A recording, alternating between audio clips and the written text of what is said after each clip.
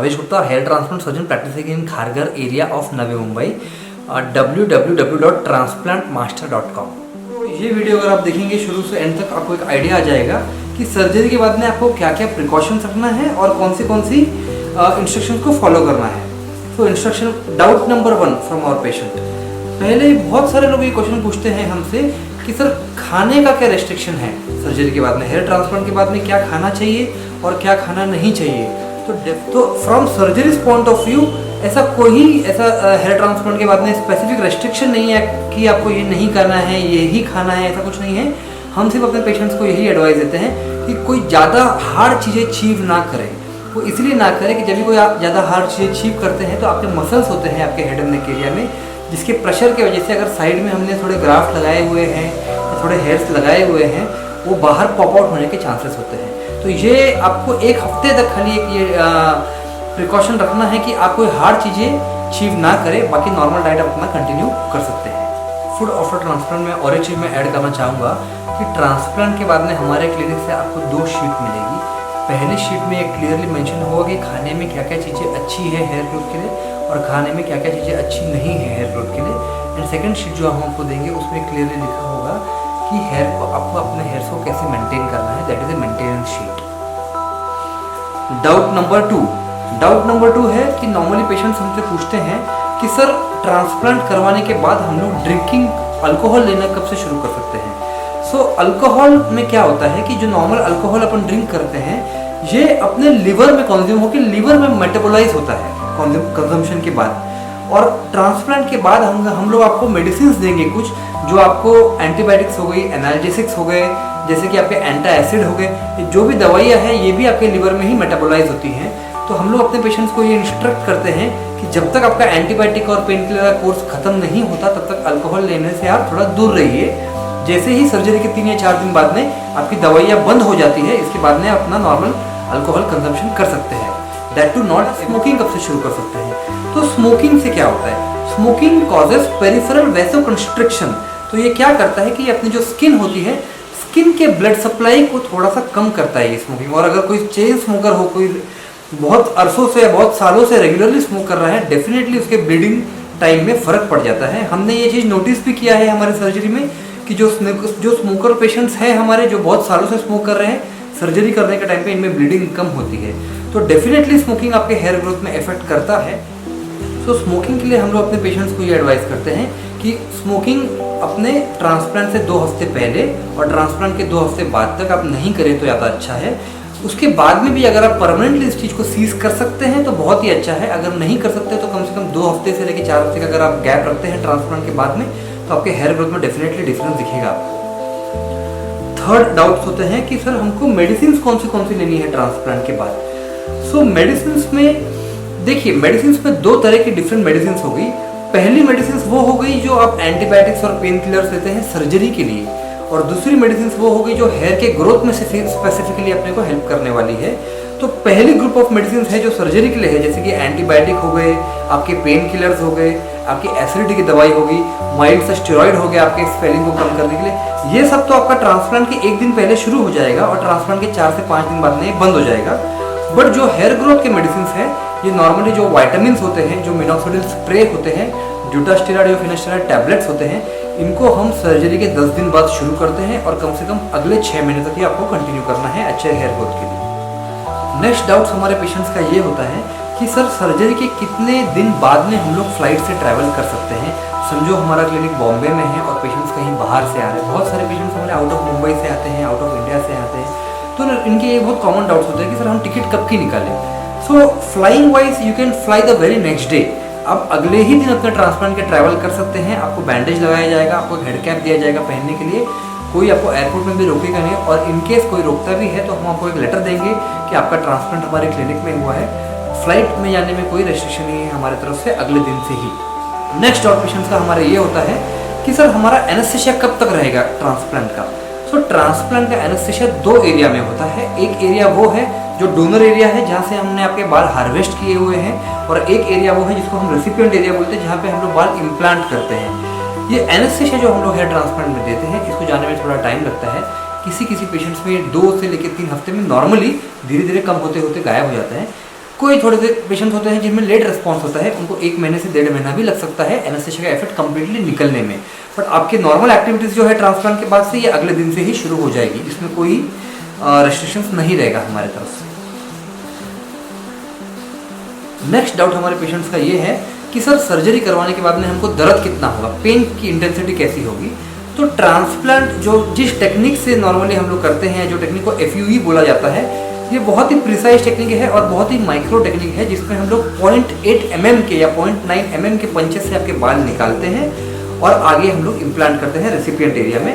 ये करने के बाद में out of 10 in my personal experience, अगर हमने 10 लोगों की सर्जरी की हुई है, उसमें से 7 से 8 लोगों को तो पेन किलर लेने की ज़रूरत ही नहीं पड़ती, और 2 से 3 लोग ऐसे होते हैं 10 में से जिनको 1 दिन के लिए या 2 दिन के लिए पेन किलर की ज़रूरत पड़ सकती है।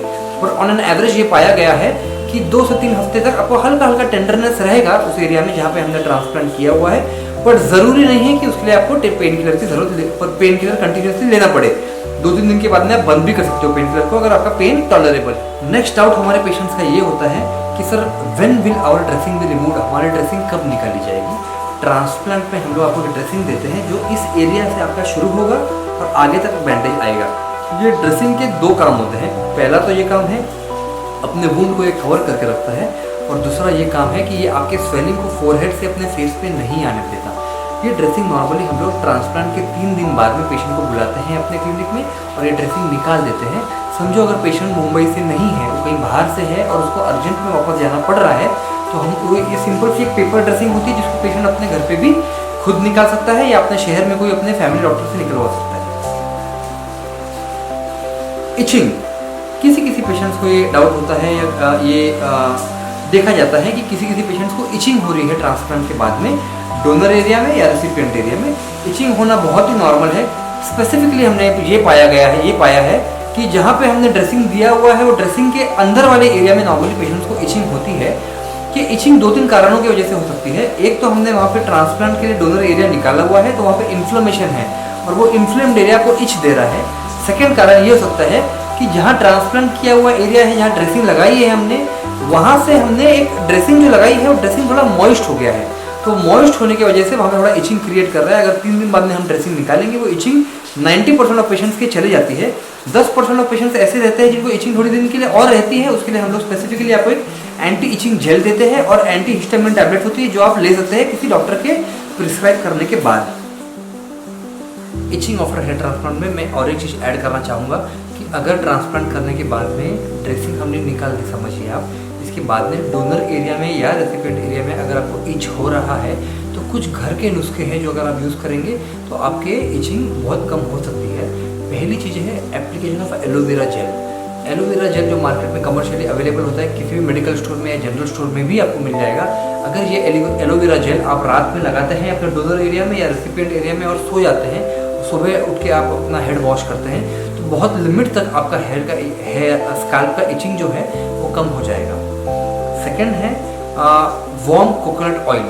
अगर नॉर्मल पैराशूट कोकोनट ऑयल को अगर आप वार्म करते हैं हल्का सा और डोनर एरिया में या रेसिपिएंट एरिया में रात में लगा देते हैं, ये समझिए कि किसी को आपको लगाना है, आपको रब नहीं करना है ट्रांसप्लांटेड एरिया को।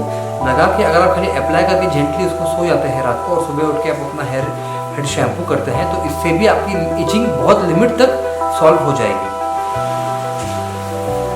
तो एक नेक्स्ट डाउट हमारे पेशेंट्स का ये होता है कि नॉर्मली सर हम जब मिनोक्सिडिल स्प्रे यूज़ कर रहे हैं, हमारे फोरहेड एरिया पे छोटे दाने आ गए हैं या पिंपल्स आ गए हैं। नॉर्मली क्या होता है, जब आप स्प्रे करते हैं, ये स्प्रे के अंदर मिनोक्सिडिल होता है और ये मिनोक्सिडिल के अलावा 3-4 और कंटेंट्स होते हैं जो मिनोक्सिडिल को स्किन के अंदर लेके जाते हैं। इसको बोलते हैं हम कैरियर एजेंट। कभी कभी क्या होता है, किसी पेशेंट्स को ये कैरियर एजेंट सूट नहीं होते हैं, उनकी हल्की सी एलर्जी होती है, इसीलिए पेशेंट्स को ट्रांसप्लांट के बाद में जब वो मिनोक्सिडिल स्प्रे यूज़ करते हैं, हल्का पिंपल्स उनके फोरहेड पे आ सकता है। तो अगर ये ऐसा होता है, अपने डॉक्टर को बोलिए, आप हमें कांटेक्ट कीजिए, हम उस मिनोक्सिडिल का ब्रांड बदल के आपको दे देंगे, कोई और ब्रांड रिकमेंड करेंगे जिसका कंटेंट का शायद आपको एलर्जी ना हो। Gymming and swimming. Next doubt हमारे पेशेंट्स का ये होता है कि सर हम जिम जाना और स्विमिंग करना कब से शुरू कर सकते हैं। तो जिम जाने में और स्विमिंग करने में हम लोग बोलते हैं कि कम से कम आप 2 हफ्ते का गैप दीजिए ट्रांसप्लांट के बाद में। 2 हफ्ते के अंदर आपके जो ग्राफ्ट हमने इम्प्लांट किए हुए हैं आपके स्कैल्प में, वो कम्प्लीटली फिक्स्ड और स्टेबल हो जाएगा। बहुत कम चांसेस है उसके बाद में वो ग्राफ्ट कहीं डिसलॉज हो, इसलिए 2 हफ्ते का गैप देंगे तो हमारी तरफ से इसके आगे कोई रेस्ट्रिक्शंस नहीं रहेगा। आप जिमिंग और स्विमिंग 2 हफ्ते बाद में शुरू कर सकते हैं अपनी। कैप फॉर हाउ लॉन्ग, हम जो आपको कैप देते हैं ट्रांसप्लांट के बाद, लोग हमसे पूछते हैं ये कैप हमको कितने दिन तक पहनना पड़ेगा।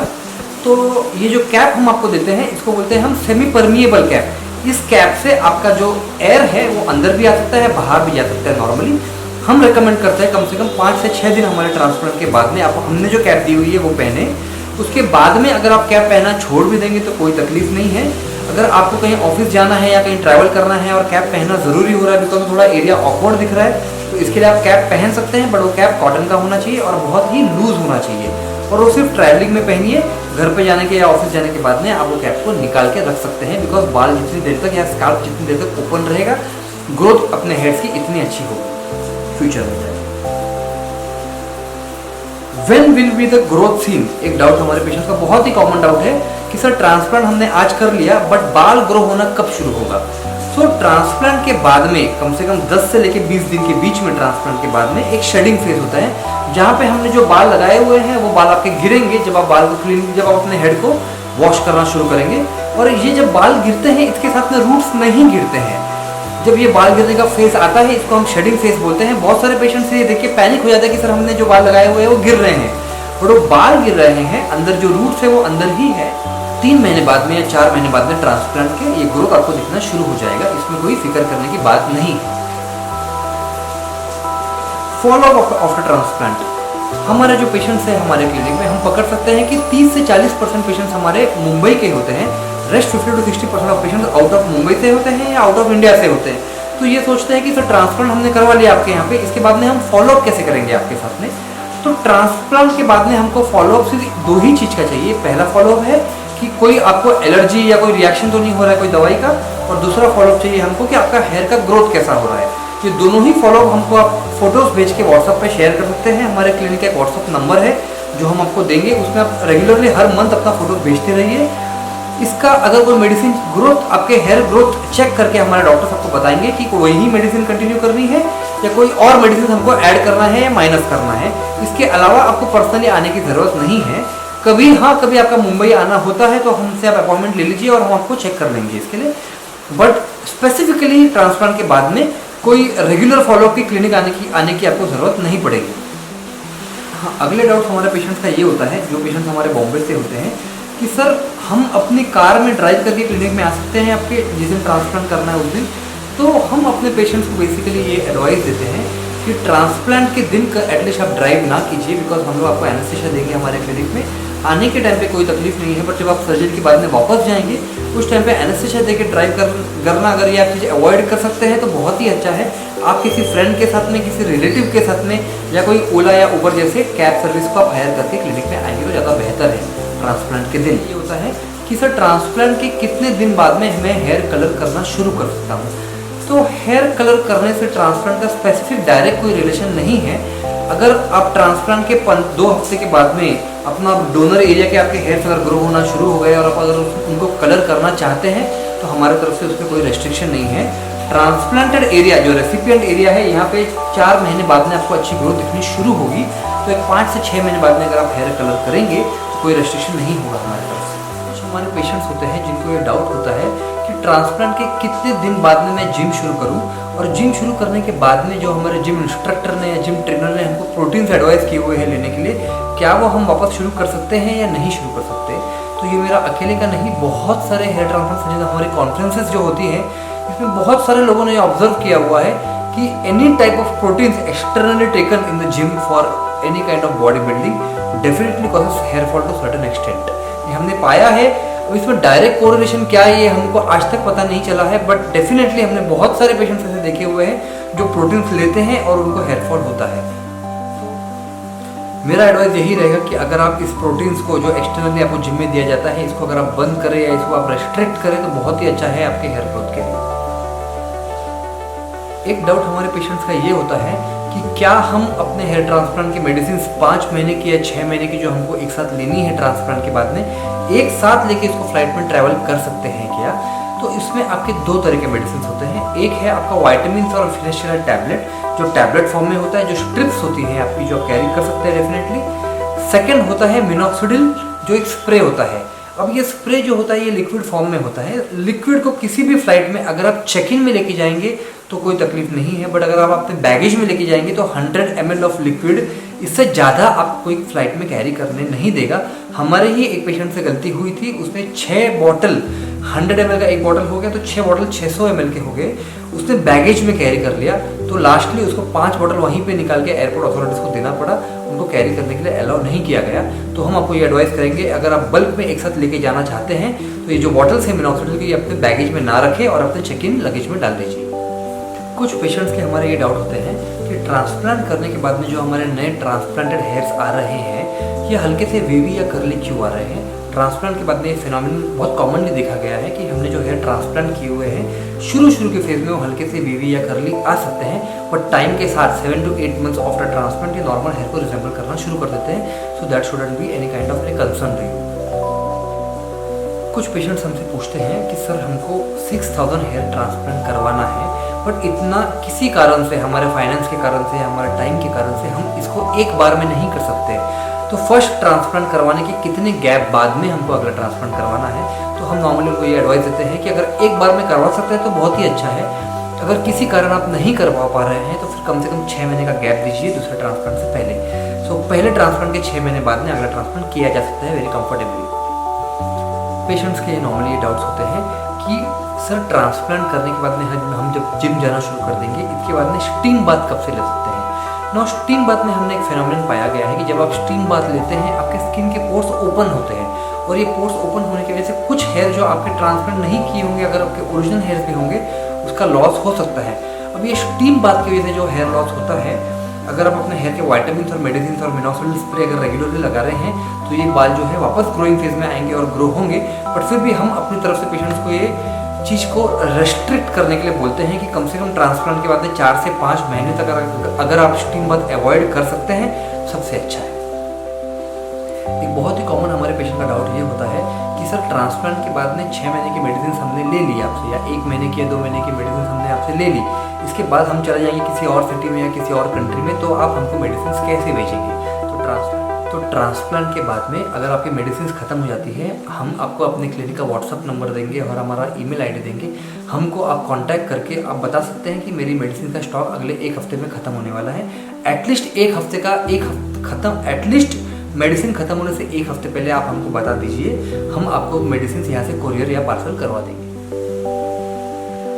एक बहुत ही कॉमन डाउट हमारे पेशेंट का होता है कि सर जिस एरिया में आपने ट्रांसप्लांट किया हुआ है, जो रेसिपिएंट एरिया है जहाँ पे हमने नए ग्राफ्ट लगाए हुए हैं, वो एरिया हमारा रेडिश दिख रहा है। ये रेडिश क्यों दिख रहा है? एक नॉर्मल सा लॉजिक है। कहीं भी हमको कहीं भी अपने बॉडी में ट्रॉमा होता है या कहीं सर्जरी होती है, वो एरिया में हल्का सा इन्फ्लेमेशन होता है, और यही इन्फ्लेमेशन की वजह से आपका वो एरिया रेड होता है। धीरे धीरे टाइम दीजिए उसको, 1 हफ्ते का टाइम दीजिए, 10 दिन का टाइम दीजिए, वो रेडनेस अपने आप टाइम के साथ में कम हो जाएगा। एक ही सिनेरियो है जहाँ पे रेडनेस वापस आ सकता है अगर आप ट्रांसप्लांट किए हुए हैं और 10 दिन के अंदर अंदर अगर आपका सनलाइट एक्सपोजर बहुत ज़्यादा है तो थोड़ा रेडनेस कुछ दिनों के लिए वापस आ सकता है।